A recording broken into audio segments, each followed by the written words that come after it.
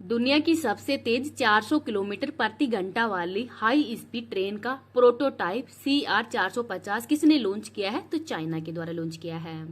इसरो ने पहले space docking mission SpaDeX को किससे लॉन्च किया है? तो PSLV C60 के द्वारा ही लॉन्च किया गया है। नेक्स्ट देखते हैं, कैसलर सिंड्रोम का संबंध किससे है? तो अंतरिक्ष कचरे से है। सॉरी, मैंने लिखा नहीं है। तो कैसलर सिंड्रोम का संबंध है अंतरिक्ष कचरे से।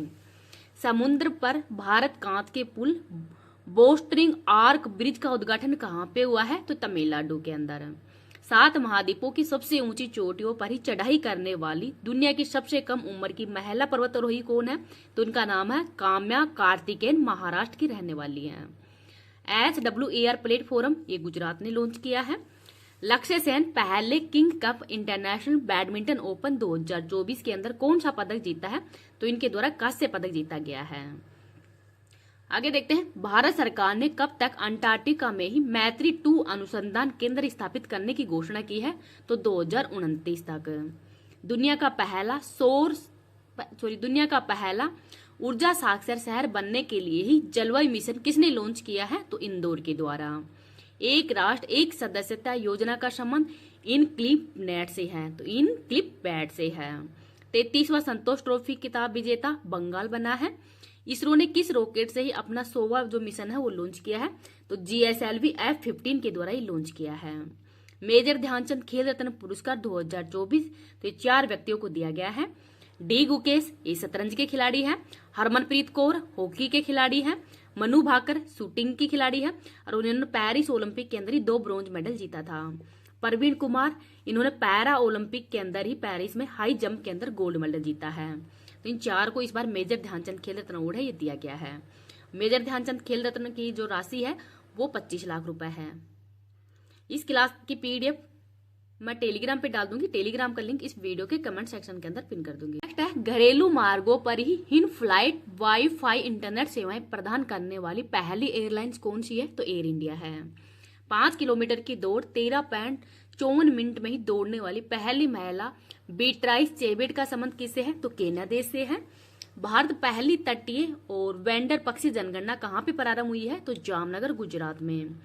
3 दशक के बाद में ही लासेन खदान से तांबे का निर्यात किसने प्रारंभ किया है? तो ओमान देश ने। वर्ष 2025 में और उसके बाद में ही जन्म लेने वाले बच्चों की नई पीढ़ी को क्या नाम दिया गया है? तो जनरेशन बीटा नाम दिया गया है। आगे है, भारतीय कृषि में ही डिजिटल क्रांति लाने के लिए प्रोजेक्ट विस्तारा किसने प्रारंभ किया है? तो जो भारतीय कृषि है उसमें ही डिजिटल क्रांति लाने के लिए विस्तारा प्रोजेक्ट है वो कृषि मंत्रालय के द्वारा ही लॉन्च किया है। 33वीं राष्ट्रीय बाल विज्ञान कांग्रेस कहाँ पे प्रारंभ हुई है? तो मध्य प्रदेश के भोपाल में। पद्म पाणी लाइफ टाइम अचीवमेंट अवार्ड ये साई पराजवे को दिया गया है। खो खो विश्व कप 2025 का शुभंकर क्या है? तो तारा और तेजस है। भारत सरकार ने ही GDP की गणना के लिए कौन सा आधार वर्ष अपनाने की घोषणा की है? तो 2022-23। तो वर्तमान में आधार वर्ष 2011-12 है। अब 2022-23 अपनाने की योजना बनाई गई है। ग्रीन सकल घरेलू उत्पाद मॉडल को अपनाने वाला पहला भारतीय राज्य छत्तीसगढ़ है। भारतीय रेलवे को ही गुणोत्तरवार रेलवे डिजाइन किसे बनाने की घोषणा हुई है? तो जम्मू को। POEM-4 मिशन के तहत ही इसरो द्वारा अंतरिक्ष में भेजे गए किन बीजों में अंकुरण हुआ है? तो लोबिया के अंदर। एशिया का सबसे बड़ा एयर शो एरो इंडिया 2025 कहाँ पे आयोजित होगा? तो बेंगलुरु में। स्वदेशी पैरासीटामोल का विकास किसने किया है? तो CSIR के द्वारा। आगे है, नीति आयोग के ही महिला उद्यमिता मंच के सहयोग से ही पराल सखी पहल कहाँ पे प्रारंभ हुई है? तो महाराष्ट्र में। 18वें प्रवासी भारतीय दिवस कार्यक्रम 2025 का मुख्य अतिथि किसे चुना गया है? तो त्रिनाद एंड टोबेगो के राष्ट्रपति उनको चुना गया है और इसका होस्ट होगा उड़ीसा। भारत पोल पोर्टल का संबंध CBI से है। केंद्रीय मंत्री श्री राजीव रंजन सिंह ने भारत के पहले जैविक मत्स्य पालन क्लस्टर का शुभारंभ कहाँ पे किया है? तो सिक्किम के अंदर।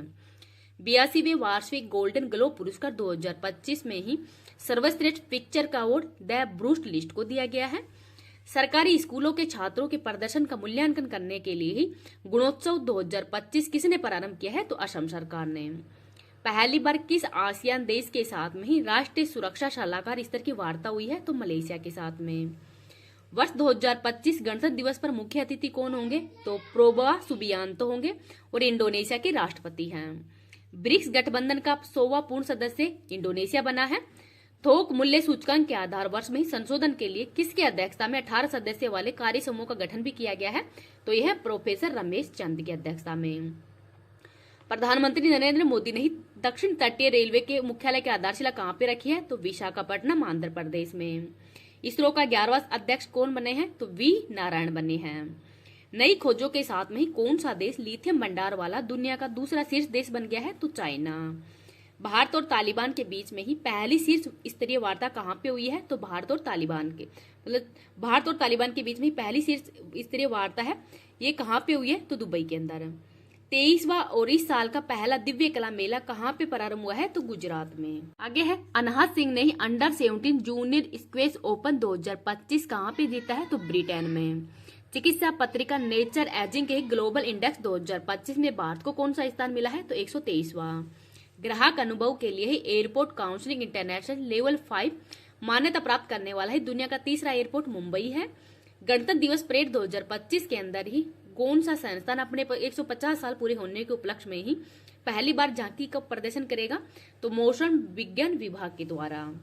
महाकुंभ मेला बीमा किसने लॉन्च किया है? तो फोन पे और ICICI लोम्बार्ड के द्वारा। पुलिस और सेना भर्ती प्रशिक्षण के लिए पार्थ योजना किसने लॉन्च की है? तो मध्य प्रदेश ने।